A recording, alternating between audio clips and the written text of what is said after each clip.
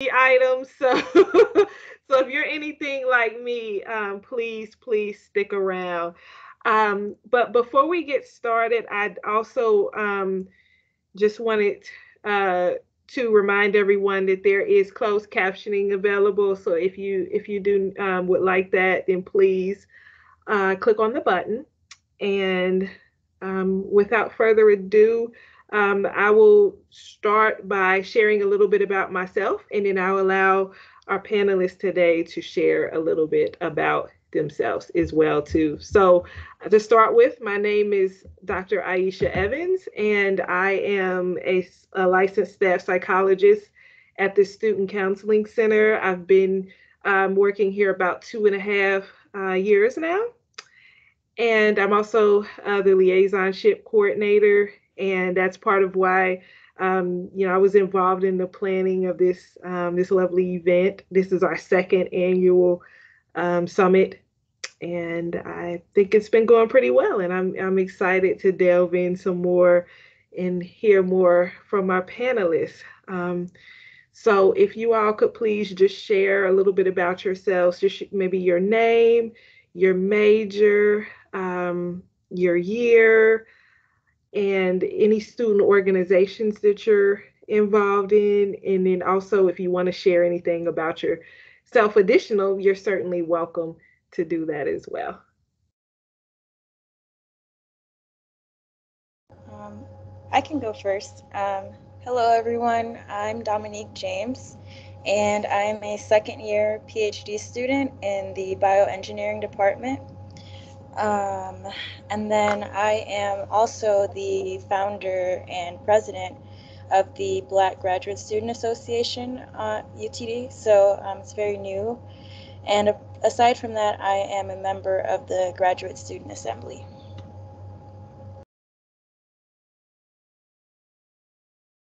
Okay, I can go next. My name is Linda Umatony. I am a undergraduate sophomore majoring in biology, and I'm the secretary of Black Student Alliance, and I'm here on the behalf of that group. Awesome. So my name is Mohammed. I am a third year neuroscience major with a minor in child learning development. Um, I'm part of the Breaking Barriers Club, which is a club that serves schools that in turn serve students with special needs, such as autism. I'm also a member of the Student Affairs Committee in student government. And yeah, I'm kind of here on behalf of them. So yeah.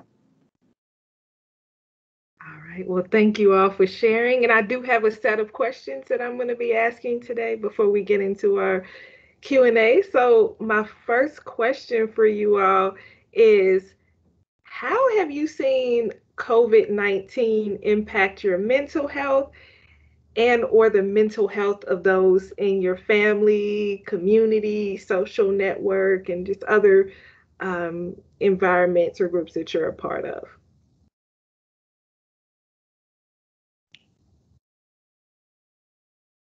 So I could go first. Forgive me, I'm a horrible public speaker. I guess this online format kind of helps with the nerves, but yeah, COVID definitely impacted me.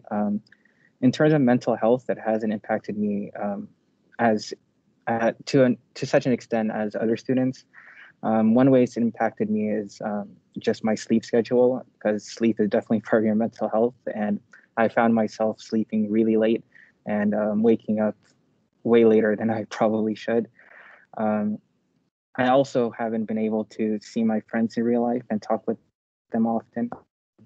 That kind of led me to social media. I was never a big user of social media like before, like ever, but then I started using it because it was the only alternative to get like given the COVID situation. And then I found that is not good for my mental health, so I withdrew from social media.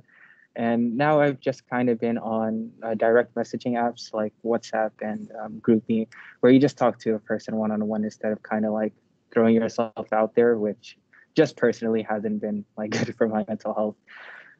So those are two ways that COVID has impacted me. Um, I've definitely probably had it easier. I haven't like suffered any major like mental health like episodes. But yeah, those are just two ways it's kind of helped impacted me.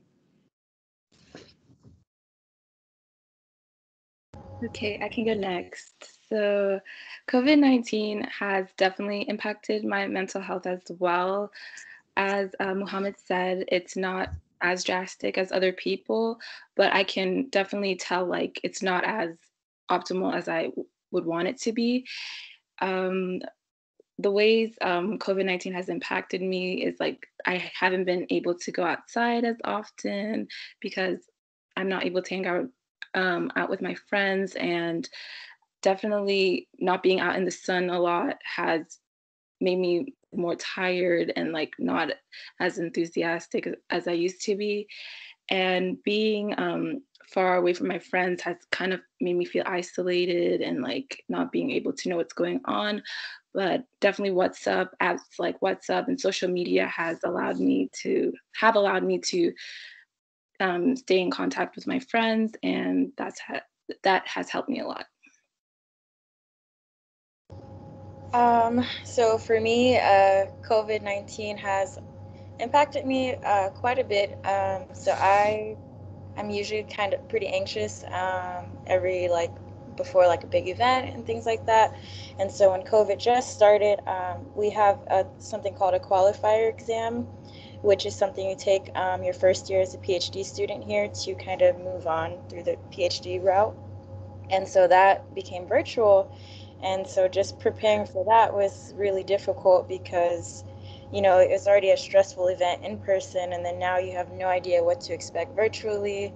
And so that kind of just, you know, raised my anxiety at the beginning, and trying to keep myself organized has been a pretty difficult, well, at first it was difficult, you know, now it's a year in, so you're kind of, you know, you got the hang of it. But at the beginning, it was really hard to try to figure out like, okay, your time management skills, because you're not going into work at set hours anymore. You're at home, and like you have like almost all day to work if you like want to. So trying to do that was interesting. So definitely spiked my anxiety on certain days. And then coping with it, I, you know, originally got some plants and tried like little gardening and things like that. Keeping up with friends, you know, it's all virtual for the most part, using the same apps. Um, I know some friends who like rescued pets because they lived alone in their apartments. So it's just been, I think everyone's handling it, you know, the best they can, but it's definitely takes a toll on you being so isolated. Yeah, I definitely found myself playing video games a lot more ever since this situation started. And kind of to your point about time management, it's crazy like how quickly time passes when you're in quarantine. So like you have a test on Friday, and then like you wake up on Monday, and next thing you know, it's already Friday, and you're like, where did Tuesday, Wednesday, and Thursday go? So yeah, it's COVID hasn't been kind to us. So I'm really hearing two big overarching themes here. One of them is the loss of routine, whether that's our time management with, you know, with the day, planning out our day, or whether that's maintaining our sleep schedule. And then I also heard about making transitions to the virtual environment as well too, whether that's connecting with our friends virtual instead of in person, or a significant educational milestone. So definitely a lot of adjustment that's been here throughout this past year, you know. And I just want to encourage you and everyone in the meeting to just really commend yourselves that you've been making it through a pandemic. You've been really making it work for yourself, whatever that looks like, you know. So the next question I have is, what messages, if any, have you received about mental health on our campus? And also, what are the most common mental health concerns that you have heard about here?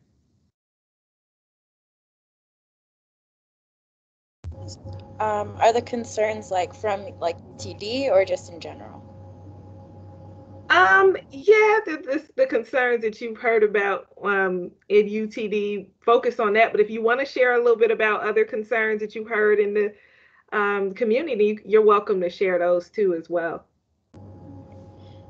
Um, so I think some of the things that I noticed through emails are kind of like kind of like a letter that like the president will write or something like after like a major event. And I think I've seen certain maybe like small discussion groups if you want to like go and talk about things. And then in terms of like specific mental health, I'm not sure if I have seen anything particular. Sorry, but I think I don't really see that much, at least to my for grad students, particularly about how we can use the mental health resources. So. Personally, I've noticed the existence of a concern for the first time for mental health that never used to be a concern, or at least not to the same extent it has been recently. Just as far as student government, I've noticed like students actually like kind of lobby for change in that aspect, which is really positive and really amazing, and it definitely accelerated just that, just like concern and appreciation for the fact that there is something called mental health. A lot of people just kind of go about their day worrying about maybe their physical health, what they eat, but also what you consume mentally is important. The friend groups you're around, and or the lack thereof of a friend group is really important. So I think that was, I think just the existence of concern for mental health is something I noticed with the onset of COVID. I've also noticed that more clubs are doing more mental health awareness themed meetings, and that they really encourage their members to speak about like how their days are going, because some people don't have people to just talk about their days or how they're feeling during this time. So I find it like very like amazing that some clubs are really stepping up the game to like encourage people to talk about their feelings and what they want to do during this quarantine. Yeah, I would say that's kind of the silver lining. They say you can find a silver lining in any sort of crisis, and I would say mental health was that for the COVID situation. Just how much more seriously it's being taken, and the awareness that people have for it. Sometimes people have mental health issues, but they don't realize it because they're not familiar with the concept called mental health. But now most people definitely are familiar with it, so that's a positive.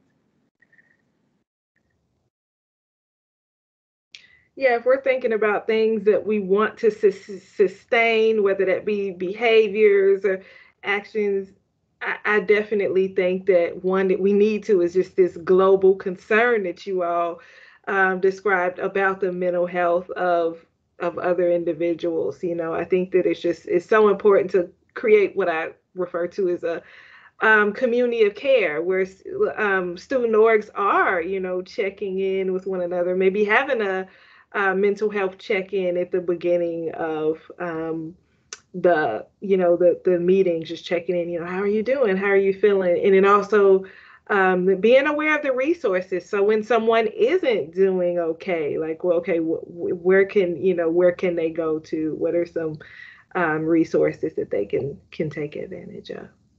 So I definitely agree with you all on that. So, what are some strengths and potential growth areas when it comes to supporting college students' mental health on our campus, and also thinking maybe more nationally or more globally as well?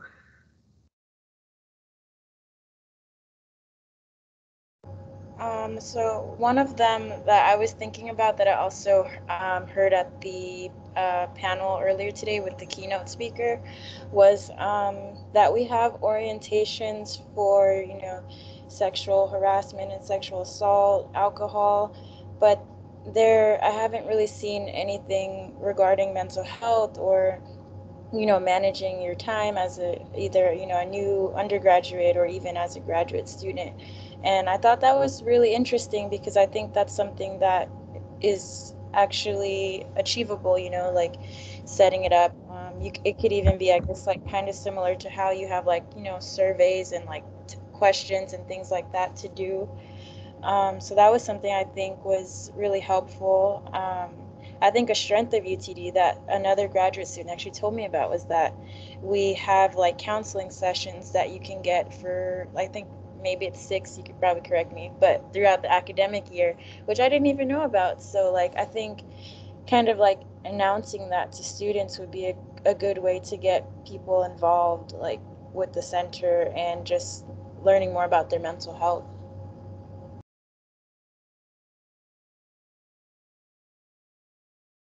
And adding on to that, I like how when you schedule those sessions, it's not so public. Like you can do it in private. And for those who aren't comfortable with sharing with others that they are like suffering from a mental health issue, they can do it in their own time and schedule their own appointment and deal it however they want to deal with it. One strength of UTD, at least that I've heard of, is just the diversity within the counseling team at the Student Wellness Center. I've heard of counselors like counsel because UTD has a very large international population and also a very diverse population, or student body, I should say. And I've heard of like counselors giving counseling in like the native language of their patient, which is really beautiful. And like I'm sure if there's an international student coming from, let's say, maybe India, and like just being able to speak with someone in your native language and get counseling in your native language, I don't that's amazing, and I don't think that's something many other universities can say they have.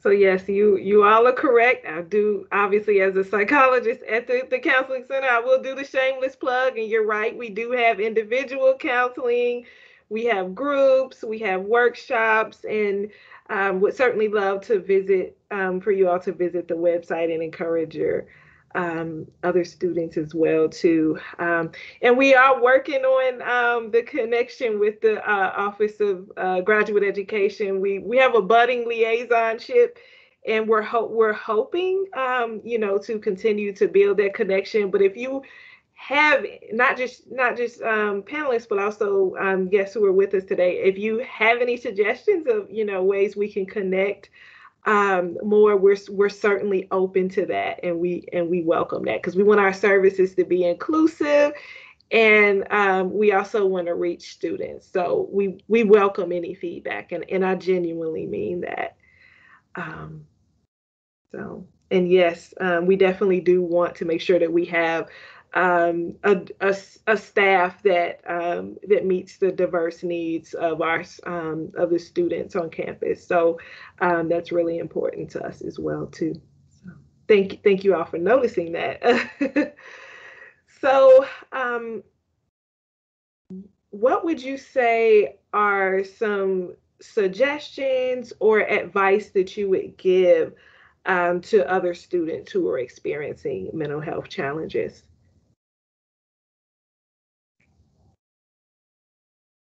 That's a good question because there's so many causes to mental health challenges, but in general, I would say to find something you enjoy to do. It doesn't need to be one thing; it can be multiple things, and you can just do them every day just to get your mind off of whatever is stressing you out.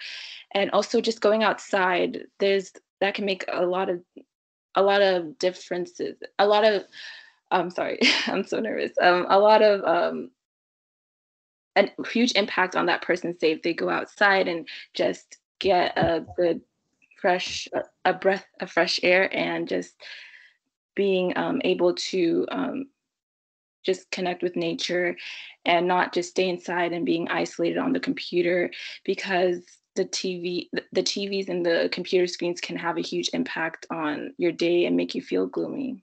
And yeah. I would say just don't be scared to reach out to someone, and especially like if you're a UTD student, you have an amazing um, like center which is more than happy to help you, and like just don't consider yourself weak or anything for having to seek this kind of help. If you break your leg, you wouldn't consider yourself weak for going to the hospital, would you? No. So similarly, just don't just get rid of any stigma that you might have. It's completely natural to have mental health issues. Everyone does, to an extent. So really, just don't be shy, and always know that there's someone there for you. I would echo what Linda said.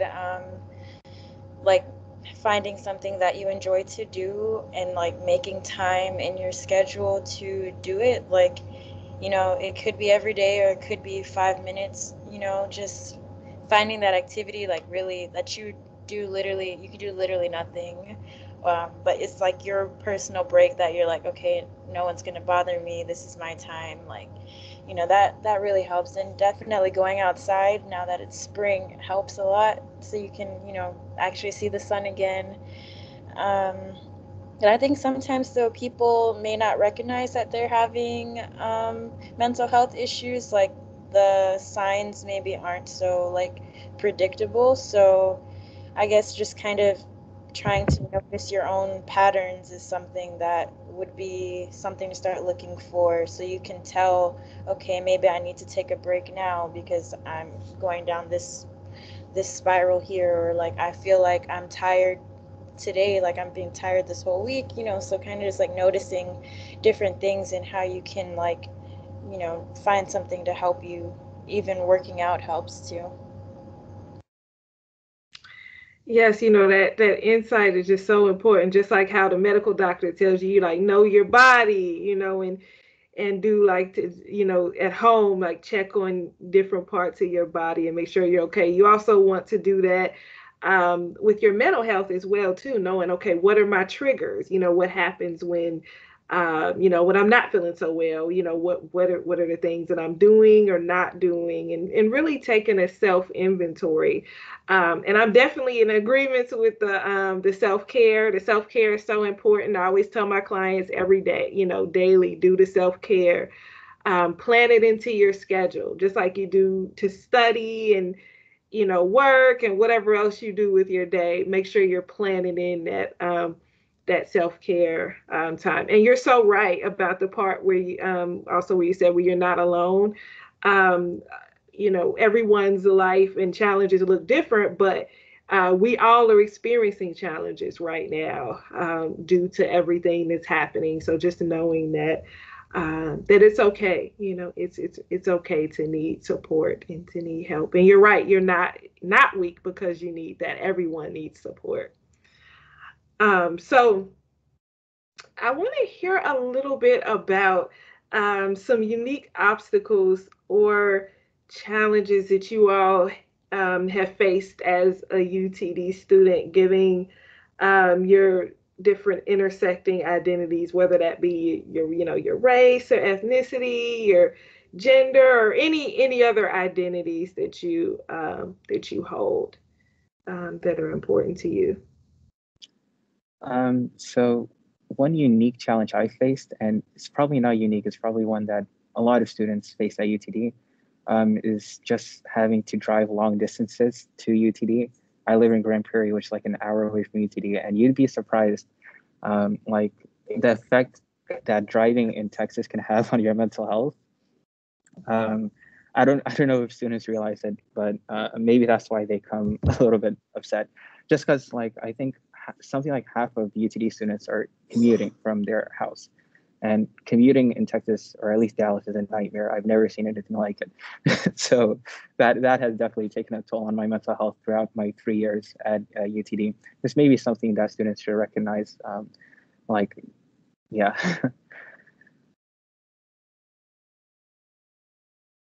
Adding to what Muhammad said, I don't have a long commute, but I live off campus, and sometimes I feel like some of my friends who live on campus have more opportunities, more time to connect with others, and that can make me feel somehow left out on certain things. But I try to like make friends with other people who commute, who have similar challenges as me, so we can relate and we can find other things to do together that don't necessarily make us feel left out of certain things. I would, I guess I guess going off of like identities and things like that. For me, so this is my second year in the bioengineering department, and I was just kind of disappointed overall when I learned the statistics of Black slash African American people and the percentage that we make up at UTD for undergraduate and graduate. And so it's like, it doesn't represent the city of Dallas. And I'm from Dallas originally. So it was kind of interesting to see that because, you know, you're here, some of us are here on campus, like working in our labs, and it's already, you know, isolating with COVID, and you can't really like go move around as much as you would like, but then also not seeing, you know, people in your department or even just around is kind of, I don't know, it's just weird. Like you know, you're like one of the few or one of the handful. And so I think that's something that's kind of missing. Like, you know, everyone's missing a community right now. And then it's kind of like you're like double missing out on a community because there's only so many people here. So that's a, I don't know, it's something that I think can be improved on, definitely. But it's been an obstacle that I've seen, even just, you know, with faculty. Like there are, you know, faculty members of color, but there's only so many in every department. So even as an undergrad, I think it's helpful to see, you know, professors that look like you or maybe can understand where you're coming from. So yeah, those are things that I've noticed.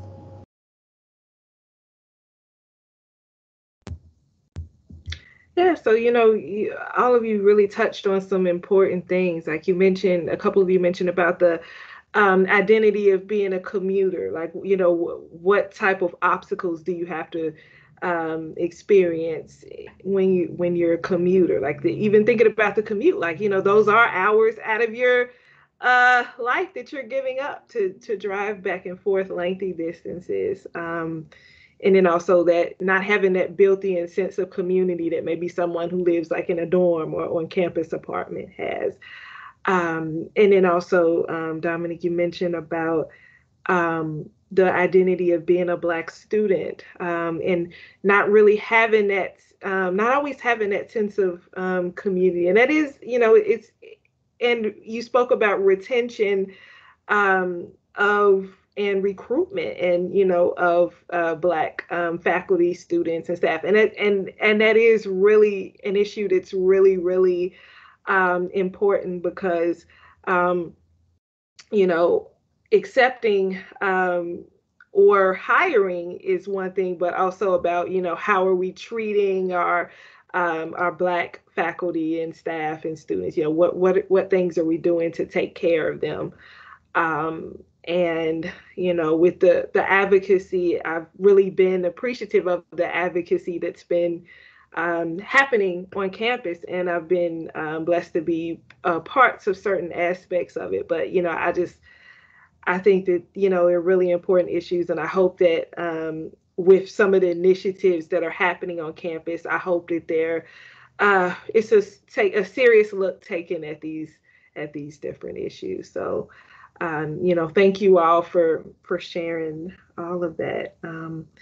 And I'm kind of we started into this a little bit, but just wanted to get a little more information about maybe like what are some strengths and some growth areas when it comes to how the university meets the needs of our diverse student population. I really like how UTD works with student government. I've like it's actually really amazing. I'll just give a quick shout out to Dr. Sharma. She has been working with student government. Like I think the student health or the wellness center is the only center within the university that takes our concerns seriously, or at least most seriously. And I don't know if other universities are like that. I doubt it, but I think that's a huge strength of UTD. I would say another strength is the Multicultural Center.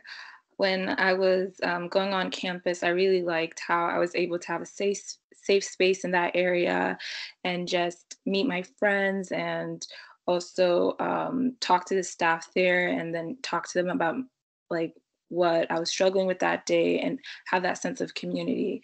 And they would host events where people of color would come together, and I really enjoyed that. Yeah, I think those were very great points. I'm definitely hoping to involve my organization more with the Multicultural Center as well.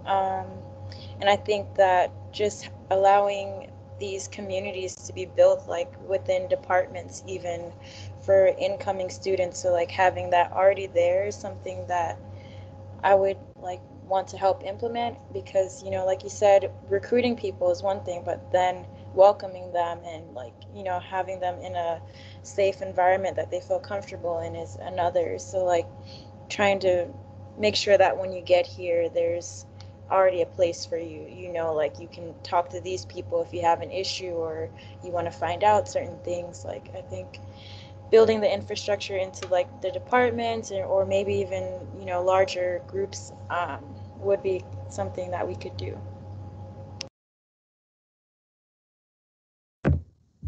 Yeah, that's certainly awesome. Some great feedback. And I do want to give a shout out to the Multicultural Center. Actually, they're my liaison office, so I might be a bit biased, but but they do a lot of great work, and I miss the on campus events and activities, because to me, I think they throw they throw some of the best programs. I just put it that way, and they really work hard to connect with students. So shout out. I see a heart.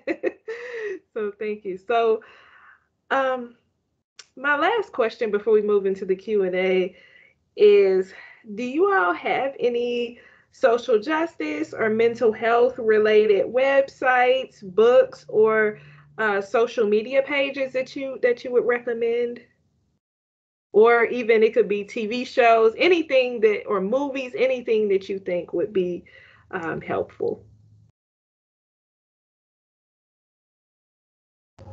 So I follow Therapy for Black Girls on Instagram, and they have like little like blurbs like that gets you thinking about your like mental health or what to do in certain situations. And they also have like a cool feature on their website that if you're like looking for a therapist in a certain location, you can find one that